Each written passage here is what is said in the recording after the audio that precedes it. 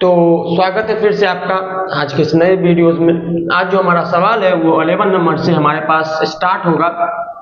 जैसा कि आप लोग जान रहे हैं कि हम लोग यहाँ जुड़े हुए हैं पॉलिनोमियल चैप्टर जो आईआईटी फाउंडेशन हमारा पियर्सन बुक है उसको सॉल्व करने के लिए, और उसको जो सॉल्व करने का जो हमारा सेशन है उसको हम लगातार चला ही रहे हैं। जहाँ तक हम 10 सवालों को कर चुके हैं, ये हमारा 11वें नंबर का सवाल है। आज हमारा वीडियो 11 नंबर से स्टार्ट होगा और देखते हैं कब तक हम आपके साथ जुड़े रहते हैं। तो जैसा कि आप जानते हैं कि आप तो पूरी तरीके से हमें जान ही चुके हैं, अब हम अपने बारे में खास क्या बताएं। आज वैसे भी समय की थोड़ी सी कमी है, इस वजह से ज़्यादा नहीं बोलते हुए अपने जिम्मेदारी को निभाने का प्रयास करते हैं। तो सवाल हमारे पास है, इसलिए हम सवाल लिख भी लिए हैं और सवाल को हम लोग सॉल्व करते हैं। सवाल कुछ ऐसा था कि m प्लस n और m प्लस n 3 बार मल्टीप्लाई हो रहा था, और फिर हमारे पास m माइनस n और m माइनस n मल्टीप्लाई हो रहा था, जो कि एक पूरे हमारा देखे तो एक बार में लिखा हुआ है। m प्लस n और m माइनस n सब में एक दूसरे से मल्टीप्लिकेशन का रिलेशन है, और हमको बताना है कि क्या ये सब मिलजुल कर आपस में m6 माइनस n6 बन जाएगा। तो ये हमको बताना था। हम बहुत आसानी से इसको बता सकते हैं। कैसे कर सकते हैं? सबसे पहले तो यहाँ रोल जो हमारा आइडेंटिटी का बहुत जरूरी है, जिसको अगर बोले तो इसको IES कर लेते हैं, क्योंकि सारा आइडेंटिटी को हमको IDENTIES तो आइडेंटिटी का हमारा बहुत यहाँ रोल है। तो यहाँ पे अब हमको समझना है, कि यहाँ पे कौन सा आइडेंटिटी हमारा यूज होता है। तो हम देखते हैं, इस m प्लस n को इस m माइनस n के पास लेके आते हैं, और ये हमारा कुछ इस तरह से दिखेगा। फिर इस m प्लस n को इस m प्लस n के पास लेके आते हैं, और बस ये कुछ इस तरह से होगा। और फिर तीसरा में सिमिलरली वही काम करना है। और जैसा कि अगर आपको बेसिक बताए एकदम बच्चे वाला सवाल, तो हम जानते हैं कि a इंटू बी को हम लोग b इंटू ए लिख सकते हैं, या u कहे 2 इंटू 3 इंटू 4, और इसको हम लोग एक तरह से और लिख सकते हैं, फिर एक तरह से और लिख सकते हैं, और फिर अदरवाइज और तरीके से हम लोग इसको लिख सकते हैं।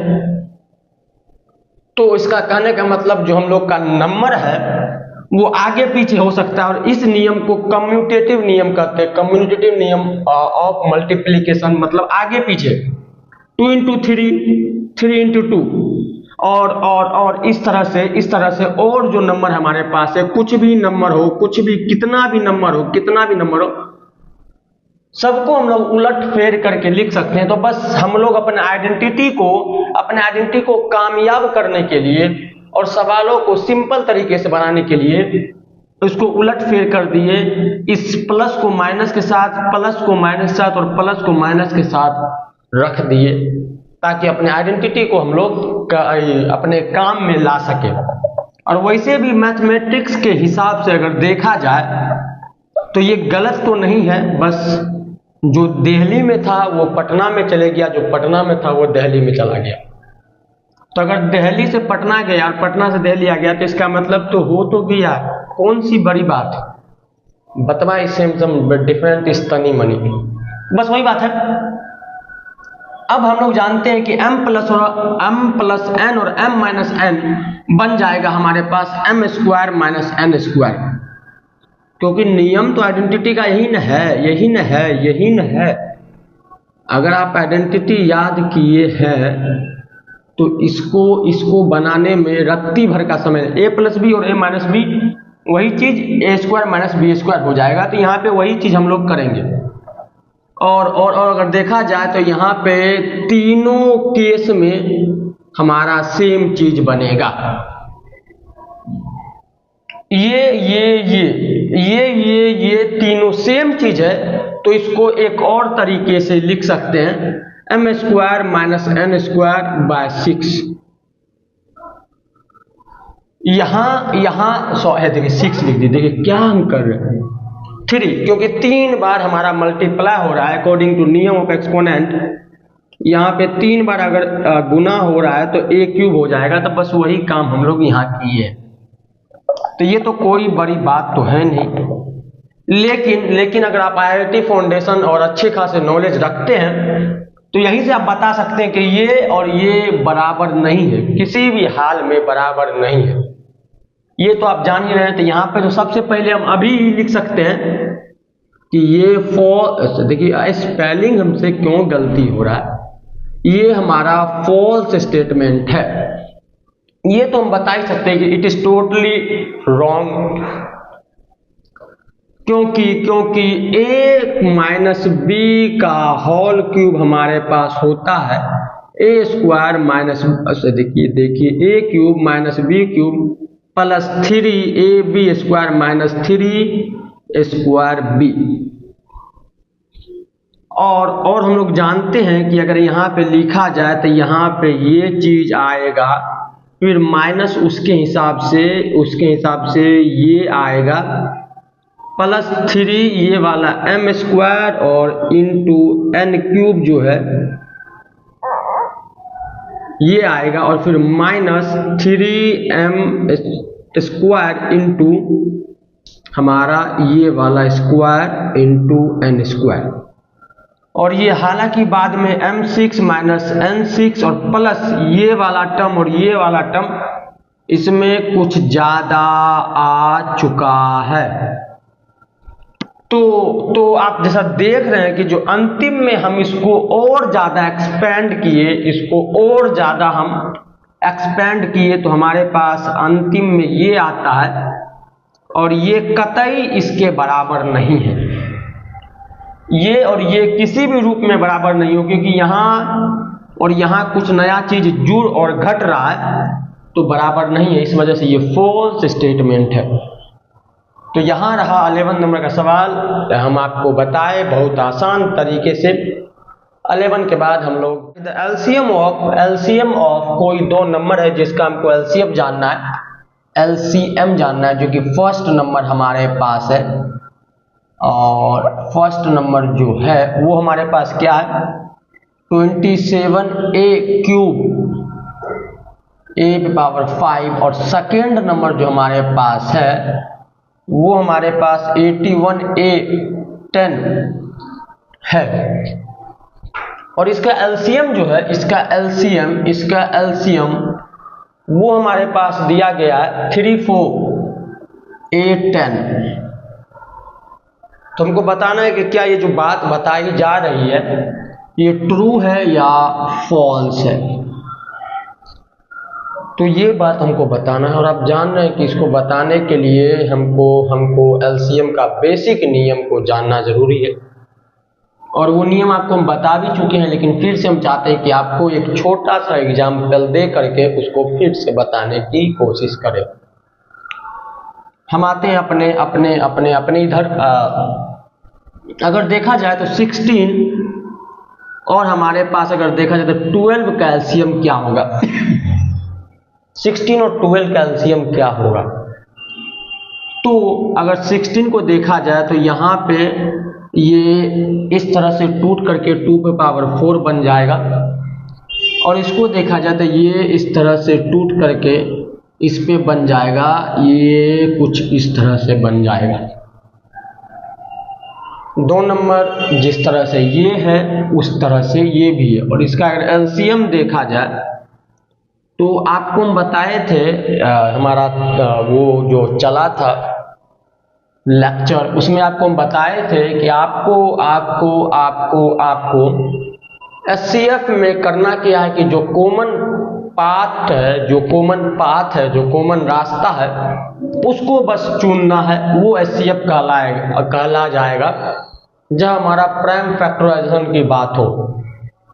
लेकिन जब एलसीएम की बात हो तो एलसीएम की बात में जिसका हाईएस्ट पावर, कोई भी टर्म हो, कोई भी चीज हो, उसका हाईएस्ट पावर जो होगा वो हमारा एलसीएम में शामिल हो जाएगा।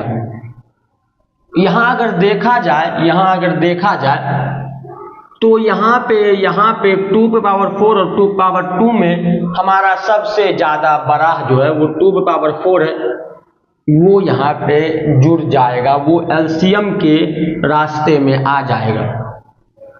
और अगर गौर से देखा जाए तो यहाँ 3^1 है, और यहाँ अगर गौर से देखा जाए तो यहाँ 3 हमारा 0 है, क्योंकि 3 का जो वैल्यू होता है वो तो हमारे पास 1 होता है, और 1 को इससे इंटू कर दिए तो कोई फर्क नहीं।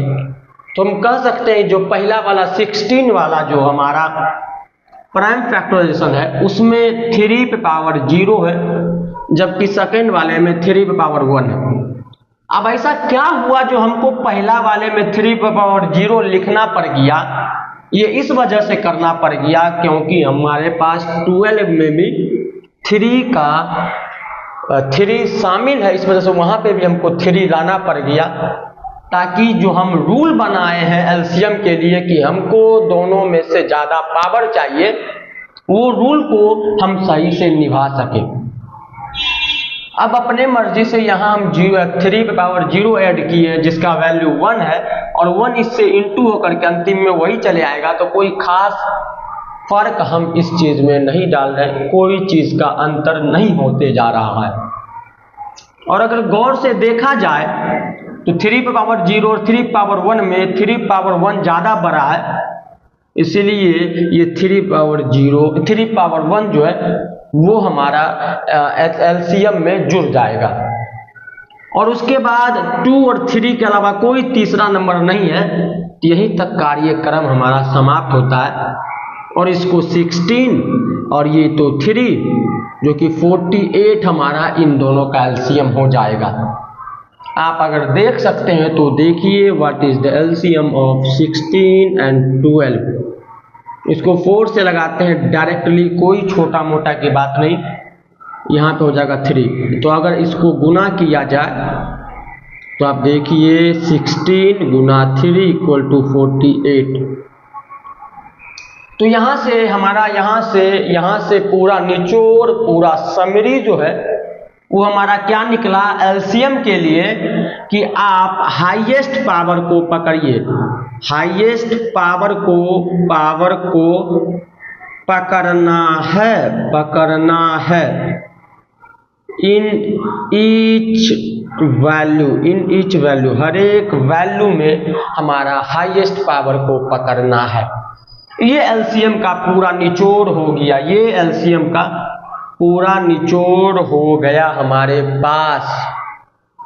तो अब यही सारा निचोड़, ये सारा समरी जो है वो हम लोग इस वेरिएबल वाले जो नंबर है उसमें अप्लाई करते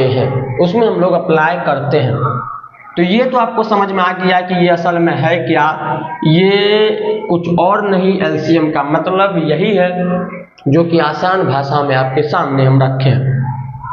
तो इसी तरीके से हम इस सब को मिटाते हैं और यहाँ एक छोटा सा चीज लिख देते हैं कि इसका जो एलसीएम है वो 48 आया,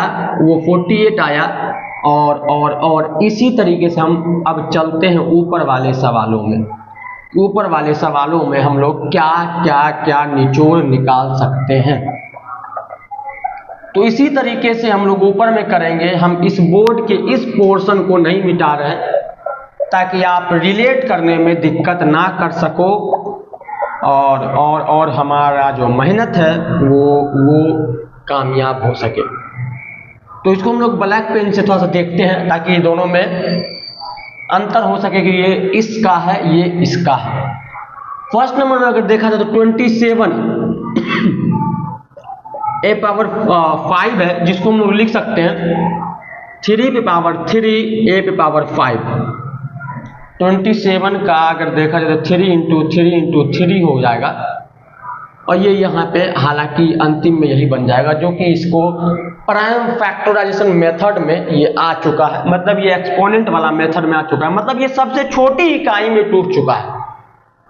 अब अगर दूसरे में आते हैं, दूसरे में 81 a पे पावर 10 है, और इसको अगर देखा जाए 81 को अगर देखा जाए तो वो हमारे पास हम जानते 3 पावर 5 ही होगा, लेकिन फिर भी आपको 3 पावर 4 बिल्कुल 4 होगा, वो हम आपको दिखाते हैं कि प्राइम फैक्टराइजेशन क्या होता है। ये भी देख लीजिए, 3 जब इसको किया जाएगा ये बिल्कुल 27 हो जाएगा,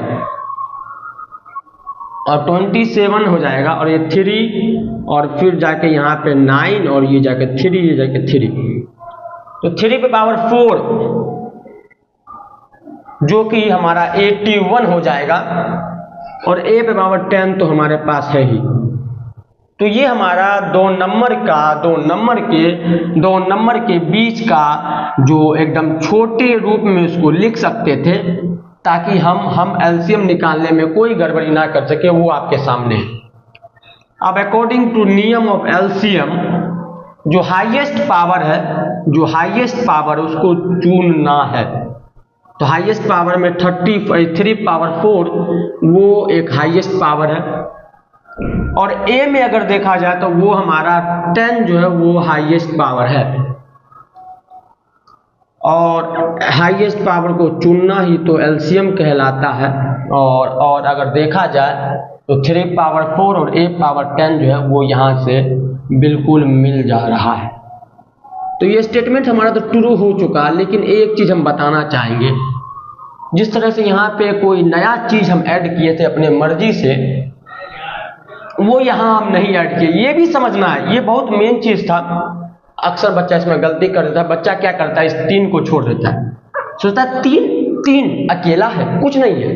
वो अपने मन में क्या वहां पे कॉन्सेप्ट जनरेट कर लेता है, वो बात हम नहीं बता सकते। लेकिन यहाँ पे इस 3 को भी शामिल किया जाएगा एलसीएम में, जो कि 16 गुना 3 होता है। यहाँ पे कोई नया चीज हम नहीं जोड़े हैं 3 के संदर्भ में, क्योंकि यहाँ पे 3 मिल चुका था। इस वजह से कुछ नया चीज एक्सटर्नल एजेंट के तौर पे, एक्सटर्नल चीज हम इसमें नहीं जोड़े हैं। लेकिन इसमें हम लोग को जोड़ना पड़ा, क्योंकि एक में 3 है, दूसरे में 3 नहीं है। तो 3 दिखाने के लिए 3 मार दिए, और यहाँ पे कुछ नया चीज नहीं मारने का जरूरत पड़ा, क्योंकि यहाँ पे पहले से मारा हुआ है। ये 12 नंबर हमारा होता है कंप्लीट। 12 नंबर होता है कंप्लीट। हम इस बार लास्ट सवाल देखते 13 का।